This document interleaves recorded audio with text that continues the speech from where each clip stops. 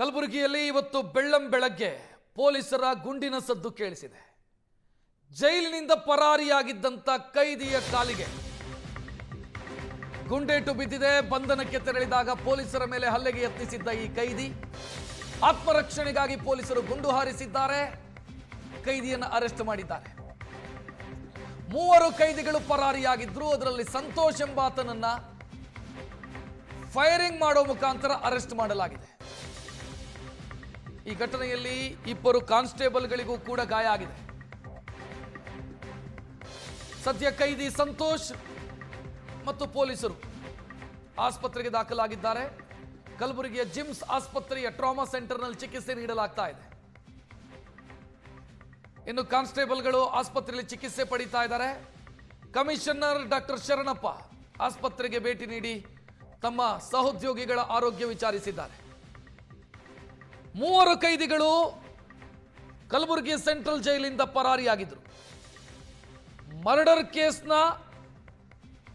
Convict ಆದಂತ 2 ಮತ್ತೊಬ್ಬ POCSO ಕೇಸ್ನಲ್ಲಿ ಕನ್ವಿಕ್ಟ್ ಆದವರು, ಅಂದ್ರೆ ಸಜಾ ಕೈದಿಗಳು 3. ಅದರಲ್ಲಿ ಒಬ್ಬರನ್ನ ಈಗ ಅರೆಸ್ಟ್ ಮಾಡಲಾಗಿದೆ. ಸಂತೋಷ್ ಅನ್ನುವಂತ ವ್ಯಕ್ತಿಯನ್ನ, ಆತ ಮರ್ಡರ್ ಕೇಸ್ನ ಕನ್ವಿಕ್ಟೆಡ್, ಆತನನ್ನು ಅರೆಸ್ಟ್ ಮಾಡಲಾಗಿದೆ. ಫೋಟೋ ನೋಡ್ತಾ ಇದ್ದೀರಿ, ಈತನೇ ಸಂತೋಷ್. ಅರೆಸ್ಟ್ ಮಾಡೋದಕ್ಕೆ ಹೋದಾಗ ಪೊಲೀಸರ ಮೇಲೆ ಈತ ದಾಳಿ ಮಾಡುವಂತ ಪ್ರಯತ್ನ ಮಾಡಿದ. ಪೊಲೀಸರು ಆತ್ಮರಕ್ಷಣೆಗಾಗಿ ಗುಂಡು ಹಾರಿಸಿದ್ದಾರೆ. ಸದ್ಯ ಕೈದಿ ಸಂತೋಷನ್ನು ಆಸ್ಪತ್ರೆಗೆ ದಾಖಲಿಸಲಾಗಿದೆ. 2 ಕಾನ್ಸ್ಟೇಬಲ್ಗಳು ಕೂಡ ಗಾಯಗೊಂಡಿರೋದ್ರಿಂದ ಅವರನ್ನು ಕೂಡ ಆಸ್ಪತ್ರೆಗೆ ದಾಖಲಿಸಿ ಚಿಕಿತ್ಸೆ ನೀಡಲಾಗ್ತಾ ಇದೆ. 3 ಜನ ಸಜಾ ಅಪರಾಧಿಗಳು ಸೆಂಟ್ರಲ್ ಪ್ರಿಸನ್ನಿಂದ ಪರಾರಿಯಾಗಿದ್ದರು. ಆ ಒಂದು ಹಿನ್ನೆಲೆಯಲ್ಲಿ ದೂರಿನ ಮೇರೆಗೆ ಫರ್ತಾಬಾದ್ ಪೊಲೀಸ್ ಸ್ಟೇಷನಲ್ಲಿ ಒಂದು ಪ್ರಕರಣ ದಾಖಲಾಗಿತ್ತು ಮತ್ತು ಪತ್ತೆಗೋಸ್ಕರ ಈ ಪರಾರಿಯಾದ ಕನ್ವಿಕ್ಟ್ ಪ್ರಿಸನರ್ಸ್ನ ಪತ್ತೆ ಮಾಡಲಿಕ್ಕೆ ವಿಶೇಷ ತಂಡಗಳನ್ನು ಮಾಡಲಾಗಿತ್ತು. ನಗರ ಪೊಲೀಸ್ ವತಿಯಿಂದ ಮತ್ತು ವಲಯ ಈಶಾನ್ಯ ವಲಯ ವತಿಯಿಂದ DIG ಮತ್ತು SP ಬೀದರ್, SP ಗುಲ್ಬರ್ಗ ಮತ್ತು ಸುತ್ತಮುತ್ತಲಿನ ಜಿಲ್ಲೆಯವರಿಗೂ ಕೂಡ ನಾವು ಅಲರ್ಟ್ ಮೆಸೇಜ್ಗಳನ್ನು ಕಳುಹಿಸಿ ವಿಶೇಷ ಮಲ್ಟಿಪಲ್ ಟೀಮ್ಸ್ಗಳನ್ನು ಮಾಡಲಾಗಿತ್ತು.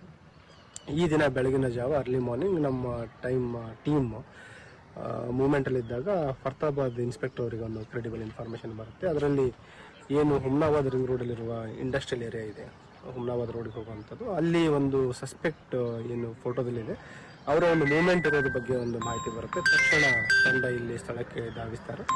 ಬಂದು ನೋಡಿದಾಗ ಏನು ಒಬ್ಬನು ಸಜಾ ಅಪರಾಧಿ ಇದ್ದಾನೆ, ಸಂತೋಷ್.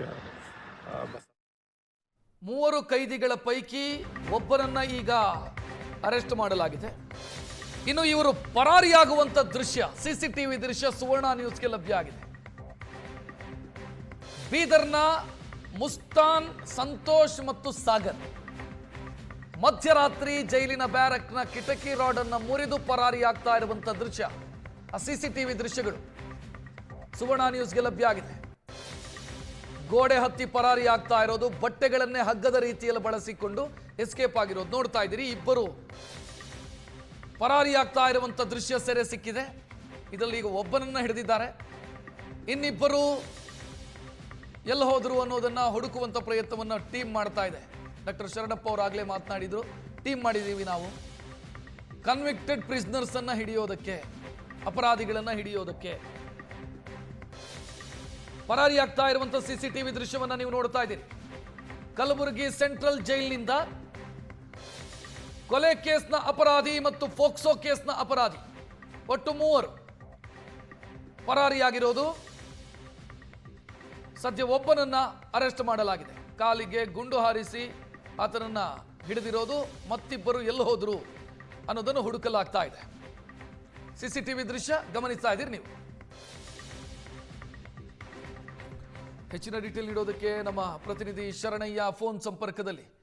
ಶರಣಯ್ಯ, ಈಗ ಒಬ್ಬರನ್ನ ಅರೆಸ್ಟ್ ಮಾಡಲಾಯಿತು, ಮತ್ತಿಬ್ಬರಿಗಾಗಿ ಹುಡುಕಾಡ್ತಾ ಇದ್ದಾರೆ. ಸದ್ಯ ಯಾವ ರೀತಿ ಕಾರ್ಯಾಚರಣೆ ನಡೀತಾ ಇದೆ? ಯಾಕಂತಂದ್ರೆ ಜೈಲಿನಿಂದಲೇ ತಪ್ಪಿಸ್ಕೊಂಡು ಹೋಗ್ತಾರೆ ಅಂತಂದ್ರೆ ಏನ್ ಪರಿಸ್ಥಿತಿ ಎನ್ನುವಂತ ಪ್ರಶ್ನೆ ನಿನ್ನೆ ಉದ್ಭವ ಆಗಿತ್ತು. ಹೌದು ರಕ್ಷಿತ್, ನಿನ್ನೆ ನಸುಕಿನ 3 ಗಂಟೆ ಸುಮಾರಿಗೆ ಕಲಬುರಗಿ ಸೆಂಟ್ರಲ್ ಜೈಲಿನಿಂದ 3 ಕೈದಿಗಳು ಗೋಡೆ ಹಾರಿ ಪರಾರಿಯಾಗಿದ್ರು.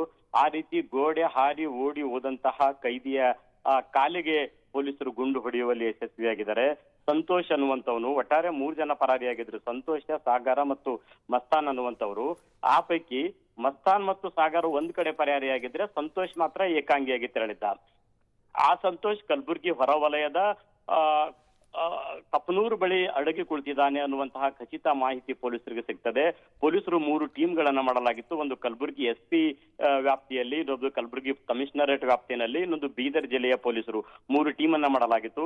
ಒಂದು ಟೀಮ್ ಈ ಕಪ್ಪನೂರ್ ಹತ್ರ ಇದ್ದಾರೆ ಅನ್ನುವಂತಹ ಖಚಿತ ಮಾಹಿತಿಯನ್ನ ಆಧರಿಸಿ ದಾಳಿ ಮಾಡಿ ಆ ಸಂತೋಷ್ನನ್ನ ಅರೆಸ್ಟ್ ಮಾಡುವಂತ ಸಂದರ್ಭದಲ್ಲಿ ಸಂತೋಷ್ ಮಾರಕಾಸ್ತ್ರಗಳಿಂದ ಪೊಲೀಸ್ ಸಿಬ್ಬಂದಿಗಳ ಮೇಲೆ ಹಲ್ಲೆ ಮಾಡ್ತಾನೆ. ಆ ಘಟನೆಯಲ್ಲಿ ಪ್ರಕಾಶ್ ಮತ್ತು ಕಲ್ಯಾಣ್ ಕುಮಾರ್ ಅನ್ನುವಂತಹ 2 ಪೊಲೀಸ್ ಸಿಬ್ಬಂದಿಗಳು ಗಾಯಗೊಳ್ತಾರೆ. ಅದಾದ ನಂತರ ಎಚ್ಚೆತ್ತುಕೊಂಡಂತಹ ಪೊಲೀಸ್ ಇನ್ಸ್ಪೆಕ್ಟರ್ ಅವರು ಸಂತೋಷ್ ಕಾಲಿಗೆ ಮೊದಲು ವಾರ್ನ್ ಮಾಡ್ತಾರೆ, ಗಾಳಿನಲ್ಲಿ ಗುಂಡಾರುತ್ತಾರೆ. ಯಾವುದಕ್ಕೂ ಕೂಡ ಆತನಿಂದ ಪ್ರತಿಕ್ರಿಯೆ ಸಿಗದೇ ಇದ್ದಾಗ ಆತನ ಕಾಲಿಗೆ ಫೈರ್ ಮಾಡ್ತಾರೆ. ಆತ ಕುಸಿದು ಬೀಳ್ತಾನೆ. ಕೂಡಲೇ ಆತನನ್ನ ಕಲಬುರಗಿಯ ಟ್ರಾಮಾ ಕೇರ್ ಆಸ್ಪತ್ರೆಗೆ ದಾಖಲಿಸ್ತಾರೆ. ಇದೇ ವೇಳೆ ಗಾಯಗೊಂಡಂತಹ ಪೊಲೀಸ್ ಸಿಬ್ಬಂದಿಗಳನ್ನು ಕೂಡ ಟ್ರಾಮಾ ಕೇರ್ ಸೆಂಟರ್ಗೆ ದಾಖಲಿಸಲಾಗಿದೆ. ಇನ್ನೊಂದ್ ಕಡೆ ಇನ್ನಿಬ್ಬರು ಮಸ್ತಾನ್ ಮತ್ತು ಸಾಗರ್ ಏನ್ ಹತ್ಕೊಂಡಾಗಿದ್ದಾರೆ, ತಲೆಮರೆಸ್ಕೊಂಡು ಹೋಗಿದ್ದಾರೆ. ಅವರ ಬಂಧನಕ್ಕೂ ಕೂಡ ಪೊಲೀಸರು ತೀವ್ರ ಕಾರ್ಯಾಚರಣೆ ನಡೆಸ್ತಾ ಇದ್ದಾರೆ. ಅವರು ಎಲ್ಲಿದ್ದಾರೆ, ಯಾವ ಕಡೆ ಪರಾರಿಯಾಗಿದ್ದಾರೆ ಅನ್ನುವಂಥದ್ರ ಬಗ್ಗೆ ಖಚಿತ ಸುಳಿವು ಸಿಗ್ತಾ ಇಲ್ಲ.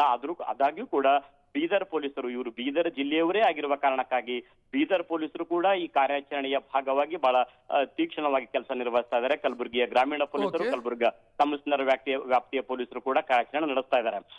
ಒಟ್ಟಾರೆ ನಿನ್ನೆ 3 ಗಂಟೆ ಸುಮಾರಿಗೆ ಇವರು ಜೈಲಿನಿಂದ ಪರಾರಿಯಾಗಿ ಹೋಗಿರುವಂತಹ ಘಟನೆ ತೀವ್ರ ಆಘಾತವನ್ನ ಮೂಡಿಸಿತ್ತು. ಯಾಕಂತಿದ್ರೆ ಜೈಲು ಅಧಿಕಾರಿ ಸಿಬ್ಬಂದಿಗಳ ದಿವ್ಯ ನಿರ್ಲಕ್ಷ್ಯತನ ಅಲ್ಲಿ ಎದ್ದು ಕಾಣುವಂತಿತ್ತು. ಅದಾದ ನಂತರ ಅವರು ಪ್ರೀ ಪ್ಲಾನ್ಡ್ ಅನ್ನ ಮಾಡ್ಕೊಂಡಿದ್ರು. ಬರೀ ಒಂದೇ ದಿನದಲ್ಲಿ ಅವರು ಅಪ್ಸ್ಕಾಂಡ ಅಥವಾ ಇಮಿಡಿಯೇಟ್ ಆಗಿ ಹೋಗಿರುವಂತದ್ದಲ್ಲ, ಪ್ರೀ ಪ್ಲಾನ್ ಮಾಡ್ಕೊಂಡಿದ್ರು. ಹೊರಗಡೆ ವೆಹಿಕಲ್ ಬಂದ್ ನಿಲ್ಸಕ್ಕೂ ಕೂಡ ವ್ಯವಸ್ಥೆ ಮಾಡ್ಕೊಂಡಿದ್ರು.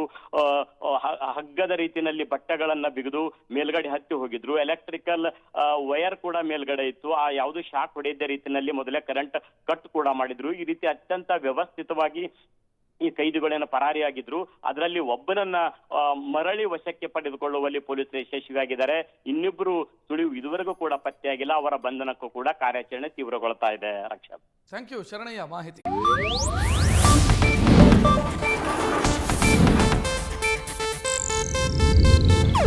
ಇದು ಏಷ್ಯಾನೆಟ್ ನ್ಯೂಸ್ ನೆಟ್ವರ್ಕ್ ಪ್ರಸ್ತುತಿ.